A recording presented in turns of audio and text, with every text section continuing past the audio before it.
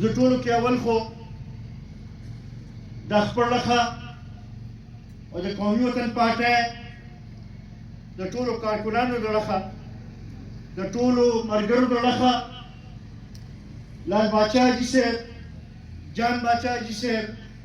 نعیم شاه خان، نورشاد خان او دوی سره چې نن کم ګڼ شمېر عزتمند مشران ځوانان موږ سره په قومي وطن پارټۍ کې شامل شو، هغوی ته هرکلی ویم او دا یقینداني ورکوم چې تاسو یو صحیح فیصله کړې ده. انشاءالله یو ځای به د دې کام د ترقۍ د دې خاورې د ترقۍ لپاره یو ځای به جدوجهد به کوو او انشاءالله دا علاقه به د ترقۍ په لار روانه ده. عزتمندو، ځکه دلته کې په سټیج باندې موجود زمونږ میلمه د مردان نه راغلي زمونږ د صوبې جوائنټ سیکرټري انجینیر یوسف زمان خان ذکر ونه کوه، زما خیال دا وضعیتې وي. مونږ په دې پروګرام کې مخه ته هرکلی ووایو، په خپل علاقې کې مو ته هرکلی ووایو او په دې باندې د هغه ډېر مشکور یو چې هغه هم په دې شمولیت کې یو کردار یې ادا کړی. نو د هغې حوالې سره مونږ د هغه ډېر زیات مشکور یو چې هغه نن راغی او مونږ سره په دې پروګرام کې شریک شو. عزتمندو، باندې مخکې یوسف زمان خان خبرې وکړې. که مونږ وګورو نو زمونږ دا شمالي اشنغر چې دی دې کې نن که مونږ مختلف کلو ته لاړ شو نو تاسو ته به روډونه هم ښکاري، تاسو ته به دلته بجلۍ هم ښکاري، تاسو ته به دلته کې سکولونه هم ښکاري، تاسو ته دلته کې به هسپتالونه هم ښکاري. دا که څو کاله مخکې مونږ لاړ شو او خصوصا ما ته رایاد شي چې 1988 نه مخکې دلته کې دا حالات نه و. ما ته یاد شي چې یا د 90 الیکشنو یا د 93 الیکشنو زه دې ګنډیري کلي ته راغلی وم، شوکت خان راسره و او مونږ دلته کې چې کېناستلو او خبرې مې کولې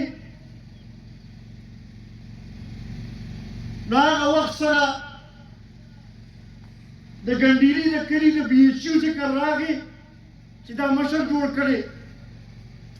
د ګنډیري کلي کې سکول ذکر راغی چې دا مشر جوړ کړی. بیا خاص کر په هغه وخت سره د بجلۍ په مد کې خو خصوصا په ګنډیري کلي باندې یو لوی دغه شی و، ځکه چې جبار باچا هغه وخت کې د پارټۍ کې و او د هغه په لاس باندې دې ټولې علاقې کې دا بجلي خوره شوې وه. نو که مونږ وګورو چې دا نن دلته کې دا زمونږ کشران ناست دي، دوی ته که نن دا لږه ډېره ترقي ښکاري نو په دې کې د ملي رهبر جناب آفتاب احمد خان شیرپو یو ډېر لوی خدمت دی.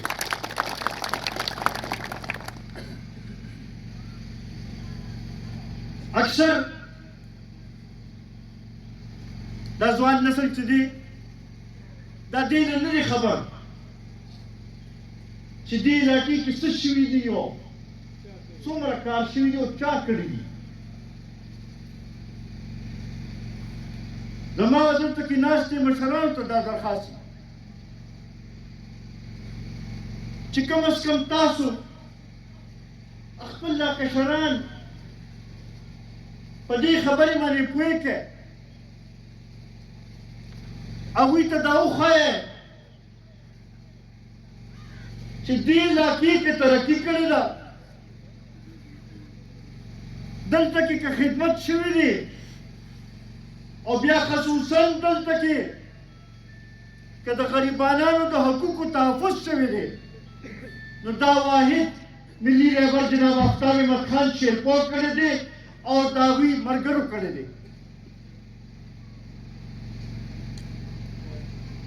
نن به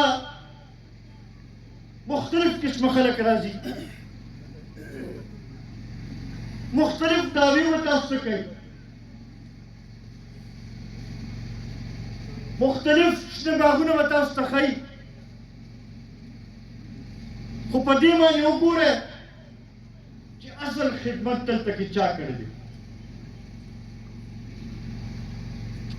دا نن چې د چا حکومت دی په صوبې کې 4 کاله د هغوی په مرکز کې حکومت و،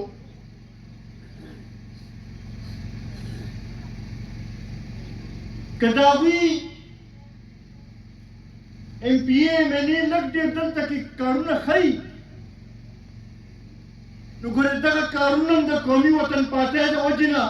دلته کې کېږي، ځکه چې منظورۍ چې دي هغه چې کله مونږ حکومت کیو نو مونږ ته دې منظورۍ ورکړې وي. زه خو په دې حیران یم چې دا اوسني ایم ایل ایز ایم پي اګان څه لپاره په دې اسمبلو کې ناست دي، ځکه چې ما خو یو هم نوې منصوبه ونه لیدله، بلکې هغه کومې منصوبې چې هغه وخت کې منظورې شوې وې د هغې هغه پوره پیسې چې دې حکومت ته نه شي راوړلی چې دلته کې ولګي چې هغه کارونه چې دي هغه سرته ورسي. نن دا کسان راځي بورډونه لګوي، خو که دوی نه هم تپوس وکړی نو درته به وایي چې یاره دا د بل چا د وجې نه دا بورډونه دلته کې لګیا دي. پرون زه د اتوار ورځ وه نو کافي غمخوادی وې، مختلف کلو ته لاړم، هلته کې 2-3 ځایه کې راته مشرانو دا خبره وکړه چې هغه ستاسو د وخت چې کوم کارونه همغه یې سرته رسېږلي ګنې بل نور نوې څه راغلي. عزتمندو، بعضې خلک وي چې هغوی په خدمت باندې پوهېږي، بعضې خلک وي چې هغوی کې دا صلاحیت وي چې هغه علاقه آباده کړي. دا هر چا کې دا صلاحیت موجود نه، دا د قومي وطن پارټۍ خوش قسمتي ده چې زمونږ مشر ملي رهبر جناب آفتاب احمد خان شیرپور هم خدمت په طریقه پوهېږي، هم د مسلو د حل صلاحیت پکې شته، او بیا ټولو کې لوی د علاقې له روزګار روړل هم چې دی هغه له ورځي بل چا له نه ورځي.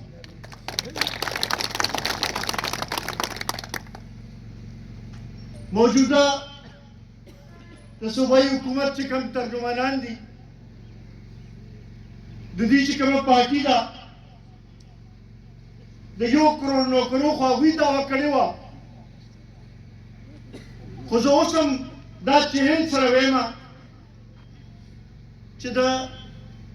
ملي رهبر په دور کې چې کومې برتۍ شوي دي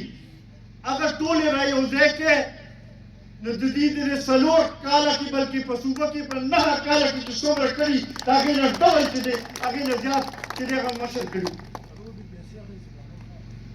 او دوی خو وی چې موږ به کرپشن خاتمه کوو،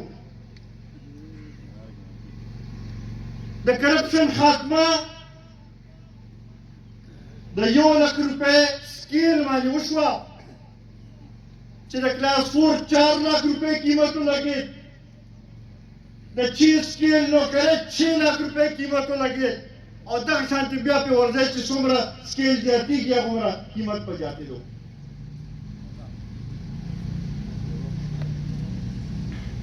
عزتمندو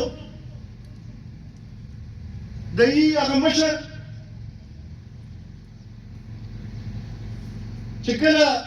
د حکومت نه لرې شو نو ویې چېرې دا کاغذ ما ته راغلی دی او زما خلاف سازش شوی دی داسې و که نه خو نننی بیان د هغه ستاسو کتلی وایي چې امریکې سازش مازش هم نه دي کړی امریکې سره جوړه پکار ده او سره ښه تعلق غواړه مونږ ته دا تپوس کوو چې دا ستا نننی د بیان ومنو او که نه هغه د 25 شپږیشتم مارچ والا ستا بیان ومنو چې په اسلام آباد کې جلسې کې تا کوم بیان ورکړو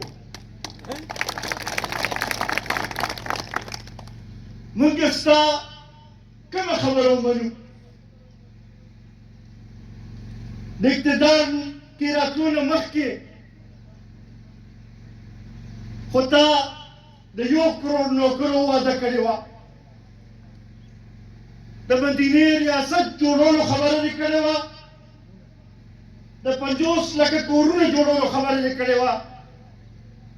د نوي پاکستان جوړولو خبره دې کړې وه 4 کاله د ټول ملک اختیار تا سره و او زما خیال د پاکستان په تاریخ کې داسې اختیار چاته نه میلاو شوی په هغې 4 کاله کې خو مونږ څه فرق ونه لید په هغې 4 کاله کې مونږ خلک بېروزګاره کېدل ولیدل مونږ په هغې کې کرپشن ولیدلو مونږ په هغې کې د خلکو په مسایلو کې اضافه ولیدله خو د یو غریب مسئلې حل مو نه لیدو نن چې ته جلسې کې جلوسونه کې چې دا ګنټه یو نیم ګنټه تقریر کې که تا په خپل وخت کې څه کارکردګي ښیلې وه نو نن به دې دا تقریرونه په خپل هغه کارکردګۍ کول د نورو خلاف په دې نه کول خو چونکې په 4 کاله کې تا کارکردګي ونه ښیلې شوه بلکې زه به دا ووایم چې ستا د نااهلۍ د وجې نه ملک د قرضو کې داسې ډوب شو چې د پاکستان په تاریخ کې داسې چېرته نه شوی نو ځکه اوس ته چې راپاسې صرف په نورو باندې تنقید کې خپل څه کارنامه خپل څه اهلیت چې دی خپل څه خدمت چې دی دې قوم ته نشي را مخامخ کولی عزتمندو نن خصوصا زه به دا ووایم چې زمونږ صوبې کې دا زمونږ ډېره بدقسمتي ده زمونږ صوبه ډېره پسمانده صوبه ده ډېر د سختو حالاتو نه تېره شوې ده دا بیا اوس حالات بیا دا نومان چې دی بیا داسې روچتېږي چې حالات خرابېږي لګیا دي خو د هغې طرف ته هېڅوک خبره نه کوي که مرکزي سطح باندې سیاست دی نو هغه هم بس صرف په دې دی چې یاره نن عمران جلسه کوي او نن به عمران دا کوي او عمران به دا کوي هغه اصل مسایل د عوامو چې که هغه ګراني ده که هغه بېروزګاري ده که هغه امن و امان دی که هغه پسماندګي ده هغې باندې اړو څوک خبره نه کوي مونږ وفاقي حکومت ته هم دا ویل غواړو چې تاسو د عوامو د مسایلو طرف ته توجه ورکړئ ټیک ته مونږ په دې پوه یو چې ملک ته معاشي بحران نه تېرېږي او سختو حالاتو نه تېرېږي خو خبره دا ده چې خلکو که د عمران خلاف اواز اوچتو نو هغه هم په دې وجه کو چې معاشي بحران و تاسو ته هم پکار چې دې طرف ته توجه ورکړئ د عوامو د فلاح و بهبود لپاره کارونه وکړئ خصوصا د ګرانۍ په کمۍ راوستلو طرف ته توجه ورکړئ، د روزګار ورکولو طرف ته توجه ورکړئ چې عوام دا فرق محسوس کړي،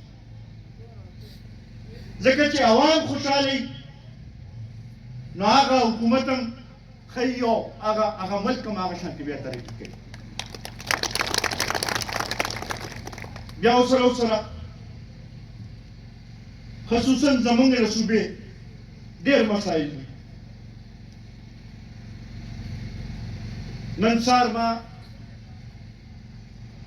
د خپل وزیر اعلی صاحب بیان وکتلو، وایي چې یاره مرکز موږ له پیسې نه راکوي. محمود خان شکر دی چې تا ته د دې صوبې خیال راغی، شکر دی چې تا ته دا خیال راغی چې ته د دې صوبې وزیر اعلی او پکار دی چې د دې صوبې حقوقو لپاره ته آواز اوچت کړې. 4 کاله مرکز کې ستاسو حکومت و، ستاسو وزیر اعظم و، په هغه وخت کې خو راته دا نه رایادېدل چې یاره د دې صوبې پیسې ورته نه میلاویږي، د دې صوبې مسایل چې دي هغې طرف ته څوک توجه نه ورکوي. عزتمندو، مونږ هغه وخت کې آواز اوچت کړو،